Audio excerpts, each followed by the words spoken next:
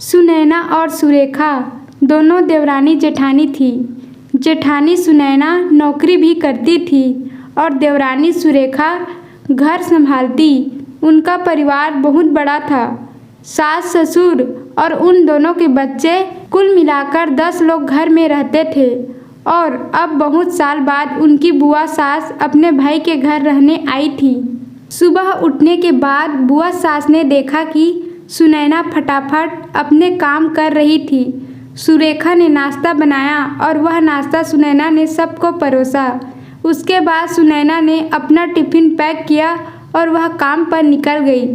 सुरेखा ने वापस दोपहर का खाना तैयार किया और थोड़ा वक्त अपनी सास और बुआ सास के साथ बैठी रही। बुआ सास से रहा नहीं गया। उन्होंने सुरेखा को पूछा, छोटी बहू, तुम्हारी जेठानी तुझ पर बहुत हुक्म चलाती है। सुबह से देख रही हूँ रसोई घर में अकेले ही काम करती हो और वह महारानी दिखावा करने के लिए नाश्ता परोस रही थी, जैसे कि उसने ही नाश्ता बनाया हो। यह सुनने के बाद सुरेखा ने बुआ सास के तरफ देखा और बोली, बुआ सास जी, ऐसा कुछ नहीं है। सुनैना दीदी बहुत अच्छी है। बुआ सास बोली, तुम बहुत भोली हो सुरेखा, मुझे सब समझ में आता है। मेरे बाल धूप में सफ़ेद नहीं हुए हैं। सुरेखा से अब नहीं रह गया। वह बोली, ऐसा नहीं है बुआ जी, आपको सुनैना दीदी ने सबको नाश्ता परोसा वह दिखा, पर आपको यह नहीं दिखा कि दीदी ने मुझे ज़बरदस्ती सबसे पहले नाश्ता करने दिया और चाय भी दी। वह रोज़ मुझे ऐसे सबसे पहले ही नाश्ता दे देती है, नहीं तो सबके लिए नाश्ता करते करते मैं खुद के लिए नाश्ता बनाना भूल जाऊंगी। दीदी मेरी कितनी चिंता करती है।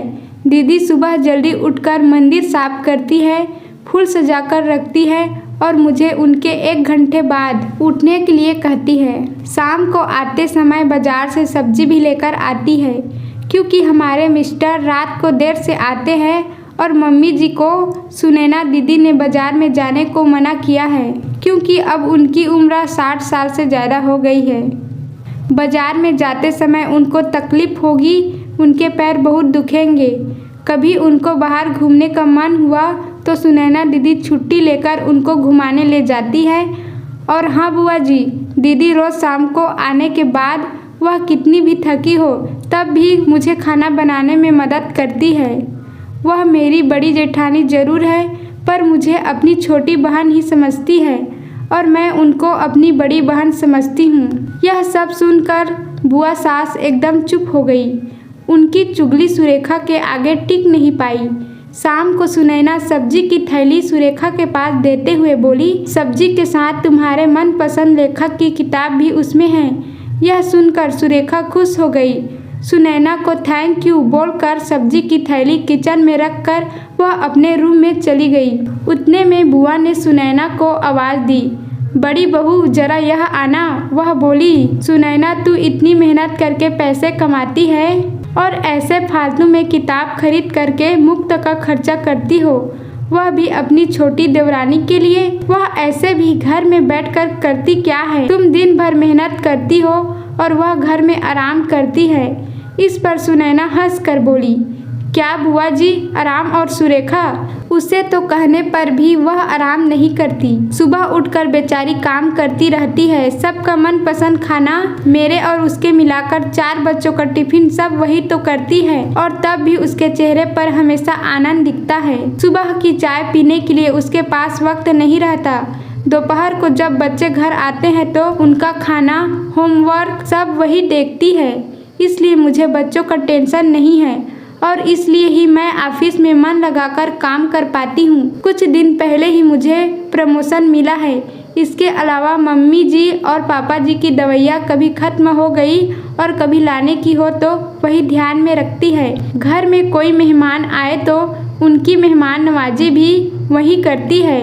बुआ जी, घर और बच्चे संभालना छोटी बात नहीं है। इतना सब सुनकर बुआ जी उनकी तो बोलती ही बंद हो गई। सुनैना कभी कोई शिकायत नहीं करती है, वह सब काम कर लेती है, वह सिर्फ पढ़ना पसंद करती है। फिर मैं मेरी छोटी बहन के लिए इतना नहीं कर सकती? मैं नहीं करूँगी तो फिर कौन करेगा? इतना बोलकर सुनैना अपने रूम में चली गई। यह सब बात सुनैना की सास पीछे खड़े होकर सुन रही थी। वह बुआ के पास आई और बोली, जीजी, यह दोनों देवरानी जेठानी जरूर है, लेकिन उनका रिश्ता दो सगी बहनों से ज्यादा पक्का है।